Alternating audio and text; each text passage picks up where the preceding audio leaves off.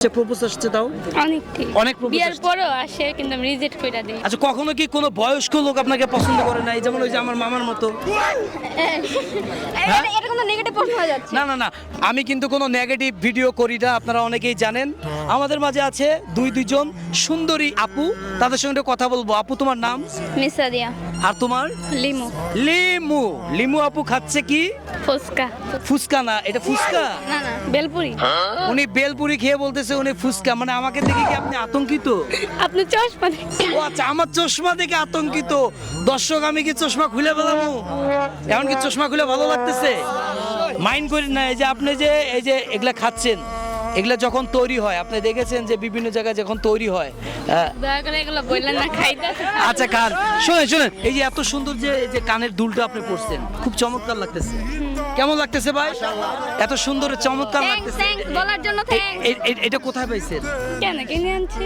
সিম্পলের ভিতরে। হ্যাঁ। আপনি কি সিম্পল পোশাক পরতেই বেশি পছন্দ করেন? এটা সিম্পল, এটা তো গর্জিয়াস। অনেকে আবার টেলিভিশনে বা বিভিন্ন সাক্ষাৎকারে বলে কি যে আমার জানিস আমার এই চশমাটা 1.5 কোটি টাকা দাম, আমার এই ঘড়িটা 5 কোটি টাকা দাম, এটা আমার 2 লাখ টাকা দাম, এটা 1 লাখ টাকা দাম। আপনি কি মনে করেন একটা মেয়ে মানুষের সাজুগুজু করতে কি লাখ টাকার দরকার আছে? হ্যাঁ অবশ্যই। লাখ টাকার দরকার? তার মানে আপনি কি বলতে পারবেন যে আপনার এই কানের দুলটা কয় লাখ টাকা দাম?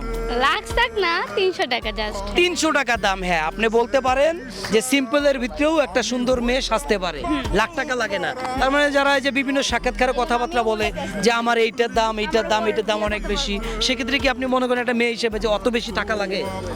অত বেশি লাগতে পারে, আর যদি এত গর্জিয়াস সাজে, যদি বউ সাজে লাগতে পারে। কিন্তু আপনি যেভাবে সাজছেন এটা একদম ন্যাচারালি সাজ, এটাতে তো আপনাকে অনেক সুন্দর লাগতেছে। এখানে তো লক্ষ টাকা আপনি ইনভেস্ট করেন। তারপর আপনার এই শাড়িটা কত টাকা দাম হইতে পারে? 2000। 2000 টাকা শাড়ি পরেছে দর্শক।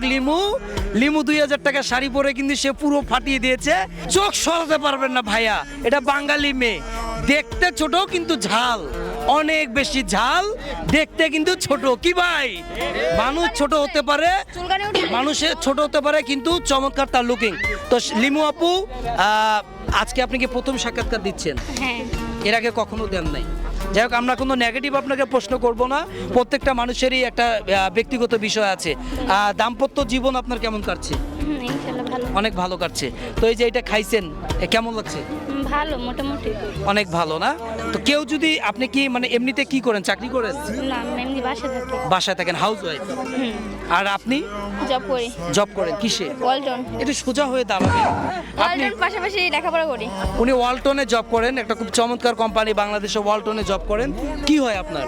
বড় বোন হয়। বড় বোন হয়। আপনার কি হয়? ছোট বোন। কিন্তু আমার তো মনে হয় যে ও আপনার ছোট। আপনাকে ওই আমার ছোট।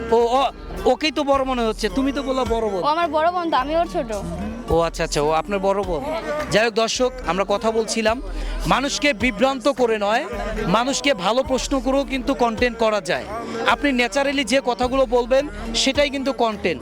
মানুষ কিন্তু কথায় আকর্ষণ হয় না, দেখার মধ্যে আকর্ষণ থাকে। লিমু আপুটা কিন্তু দেখতে আল্লাহ তাআলা তাকে বানিয়েছেন মাশাআল্লাহ। মানুষ ছোট কিন্তু অনেক চমৎকার। কি ঠিক কি না? আপনি চিন্তা করেন আপুটা যদি বিয়ে না হইতো তাহলে আরো কত সুন্দর ছিল। আপু একটা সত্য কথা বলবেন, একটা সত্য কথা বলতেই হবে আপনারে। শুনেন, এদিকে আসেন। আপনি যখন বিয়ে শাদী করেন নাই তখন আপনার কতগুলো আপনার ইয়া আসছে, প্রপোজ আসছে তাও? অনেক প্রপোজ। বিয়ের পরেও আসে কিন্তু আমি রিজেক্ট করে দেই। রিজেক্ট করে দেন কেন? রিজেক্ট করেন কেন? কেন, আমার হাজবেন্ড আছে, আমার হাজবেন্ডকে আমি অনেক ভালোবাসি সেজন্য। তাই? আপনার হাজবেন্ড আপনাকে ভালোবাসে না? অবশ্যই। আচ্ছা, মানে বিয়ের আগে কেমন আপনাকে সবাই ভালোবাসতো, পছন্দ করতো? স্কুলে পছন্দ করতো নাকি এমনি হাঁটাচলা করলে পছন্দ করতো? জানি না। আচ্ছা কখনো কি কোনো বয়স্ক লোক আপনাকে পছন্দ করে না, যেমন ওই যে আমার মামার মতো? এটা কোনো নেগেটিভ প্রশ্ন হয়ে যাচ্ছে। না না না, ভালো লাগতে পারে। মেয়ে হিসেবে সুন্দর বলেন, এই পছন্দ বলেন। অনেক ধন্যবাদ। সবাই ভালো থাকবেন, সুস্থ থাকবেন, সুন্দর থাকবেন। আবারও দেখা হবে অন্য কোনো একটি ভিডিওতে। সে পর্যন্ত সবাই ভালো থাকবেন। ভিডিওটি কেউ নেগেটিভভাবে নেবেন না, কারণ সে একজন বিবাহিত মেয়ে, তার একটা ফ্যামিলি আছে, তার একটা পরিবার আছে।